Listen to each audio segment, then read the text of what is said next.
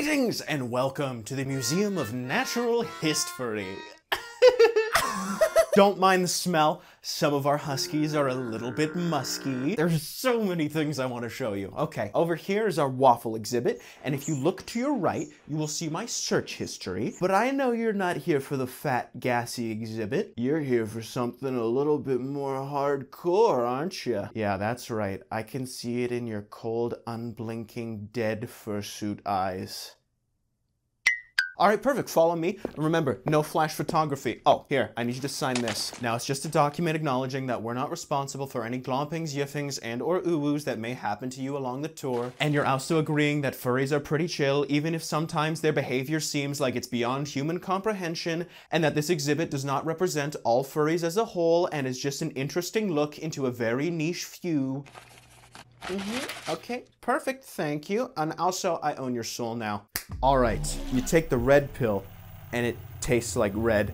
You take the blue pill, and I show you just how deep Judy Hopps' rabbit hole goes into the depths of furry depravity. What is the most recognizable image in human history? If I showed you this, or maybe even that, you would probably be able to tell me not only what they are, but also the history behind them. But for a furry, all I need do is say the word cheese grater, and it will send a shiver down their spine. In the ancient times of the 2000s, before the invention of gooning, artist CB uploaded the image to Furry Gooner Central, furaffinity.net. Now, obviously, I can't show you the image, but I can demonstrate it to you using shadow puppets. There is a quite distressed ferret-fox hybrid whose posterior is stretched impressively far as an unknown furry off-screen pulls a cheese grater out from inside the creature. There is blood everywhere, and the hybrid is crying, but also leaking fluids, and yeah. At some point, CB deleted the image from FA, and it has gone down as a cursed relic in the history of the furry fandom. It is eldritch, old, and without comprehension, but certainly never to be forgotten.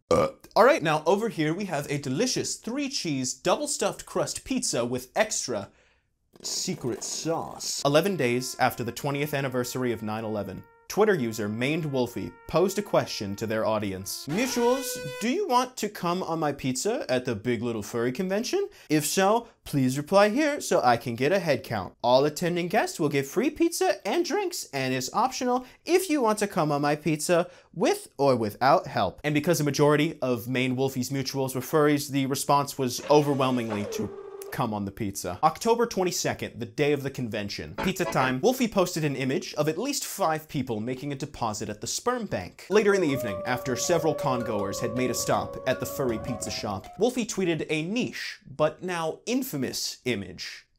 19 confirmed pizza comers. Can you believe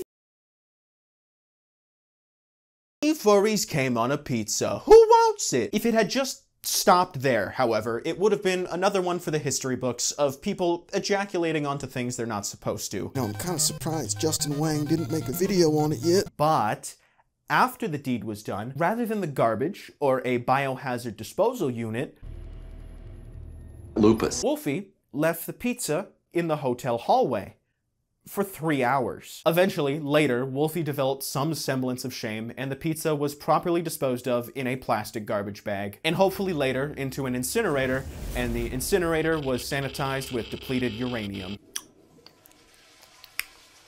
Don't mind me, I'm just having a little snack. Now, one typically tries to avoid feces at all times, but there are some amongst us that not only tolerate poop, but find it to be yummy, nummy. Brown Nose Pup, otherwise known as Messy Tails, is one of those individuals. He described himself as a big, fat, messy G-Shep. Aww, smiley face. And Zoophile Squiggle. Aww, 2013. It begins. Today for me is Mudbutt Monday.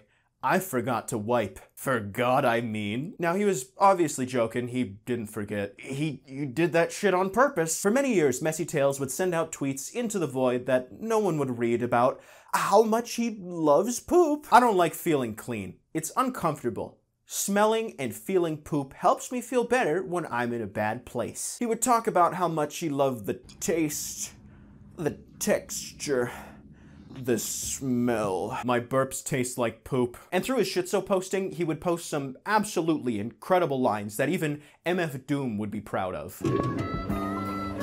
Mud Butt Monday turned into Mud Paw Monday, turned into Mud Muzzle Monday, turned into Mud Sheath Monday. There's only one poop left. The insanity continued for several years, but thankfully, for the sake of humanity, it was relegated to the realm of only text-based. We could even pretend that he was doing some degenerate furry roleplay like everyone on Twitter does. July 14th, 2016. We were very fucking wrong. This is the day that Messy Tales began uploading images. His fursuit was covered in it, adult toys were covered in it. If it was an image posted by Messy Tales, you were guaranteed that it would be covered in poop. 2017.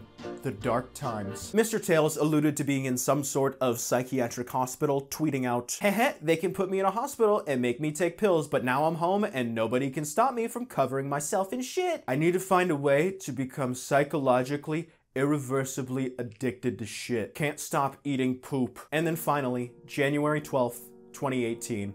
His final tweet. "Things have been rough lately. I'm gonna be okay, but it might take a while. I hope you're all doing well and staying messy." And that's it. We don't know what happened to him. There are countless rumors, of course. Some say he died. Some believe that he's still in some sort of mental institution. Me, however, I know the truth. He's still out there, waiting, biding his time. So when you're done making a boom boom, make sure you flush the toilet. Unless you want to come face to face with a big, fat, messy G-ship. Now, if you follow me this way, we are approaching our lovely aquarium. As you can see, it is kept under lock and chain just in case any sneaky scoundrels get in and try and, consume them. These two are banned from every SeaWorld on Earth, and they are a furry couple known as Acid Rain Cloud and Teriyaki Cat. Leaked Telegram messages from 2017 allegedly show a conversation between Rain and the leaker Soul Smoothie's partner, in which Rain discusses the logistics and practice of stuffing yourself full of live fish and water. Rain saying, "Okay, but this is a secret, and I don't want you to tell Mike that you know either." Mike being Teriyaki Cat. One thing you might have noticed amongst those with degenerate fetishes, it's not nearly enough to partake in your strange fantasies in private. "I know I got my shit okay. Yes. Oh dear. Oh gracious." They always feel the need to tell everyone about their secret, and because of Rain's lack of secrecy and a promise of, "That's fine, my lips are sealed, I now know, so if you're a fish, I highly suggest you leave now." Something that Mike and I kind of do often is play with live fish. He'll fill me up with water and fish, usually just one, but sometimes more. He likes the part that they're a little being inside of me, part of the vor thing. He'll fuck me while they're still in me, which feels amazing. But the thing is, they don't survive that part, unfortunately. I push them out into a fishbowl, and if any survive, they get put back in. Yeah, no, you get the idea. Now, obviously, these are just text messages, so there's no way of proving if it actually happened. But Soul Smoothie did post proof of the Telegram conversation, so we know that this discussion at least did take place. And both Acid Rain Cloud and Teriyaki Cat privating and changing the name on their Twitter accounts certainly does not look good in regards to whether or not they were, sleeping with the fishes. Okay, this way, just down the stairs. Yep, right down there, nice and dark, no light at all, perfect.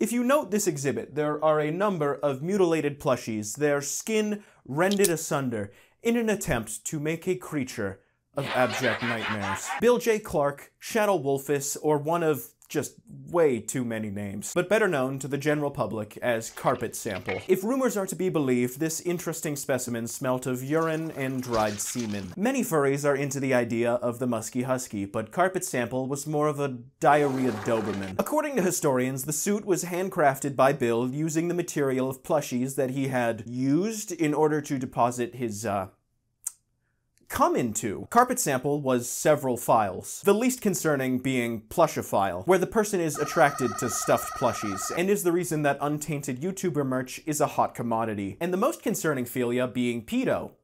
That one being fairly self-explanatory. How's it going, Flazelings? And welcome back to another epic Minecraft Let's Play. As he allegedly attempted to solicit minors for sex in exchange for alcohol, but he was also a proud, self-admitted zoophile, saying on a bestiality forum, "Woof, grr, hi there! First, I'm a zoo, and I love my partners without question. Love large and medium dogs and calves, mini ponies, pygmy goats.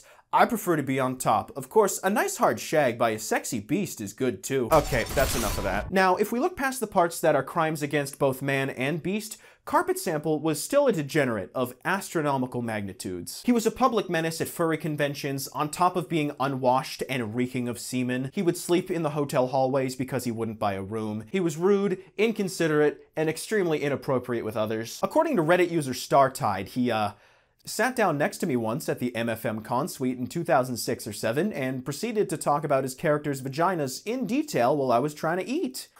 He was also banned from another convention for asking a fellow attendee if he could mate with her service dog. He was like a collapsing neutron star.